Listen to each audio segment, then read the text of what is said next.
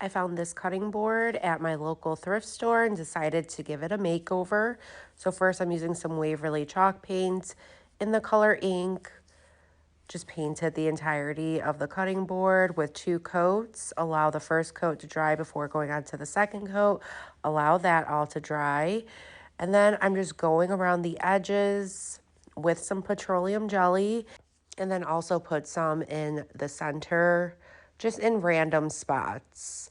And the reason for this madness is because once I go over it with a top coat, which is what I'm doing right now with Waverly chalk paint and the color plaster, and once that completely dries, wherever you had put down that petroleum jelly, you're going to go over it with a sanding block or sandpaper, and the top coat is just going to come off super easy, and it's going to leave you with this nice chippy finish look, kind of like a weathered look, very farmhouse style.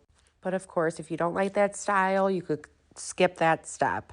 Then I grabbed this calendar from Dollar Tree, and I'll just be carefully cutting out the cow. And I'll also be using the Farm Life lettering. So again, just cut those out very carefully. Try to get as close to the image as possible.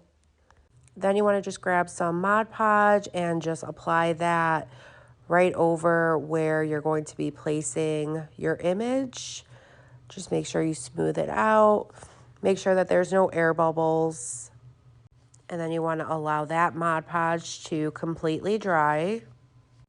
And then I just went around the image with my sanding block, just kind of sanding the edges of where I cut out the image, just to kind of help it blend in with my cutting board.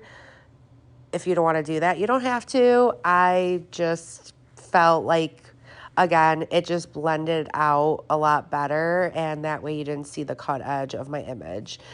Then go over everything with some more Mod Podge just to seal and protect everything in place, and allow that Mod Podge to completely dry. I then just made this crisscross bow using some ribbon and ripped up fabric. Just glued that to the top of the cutting board.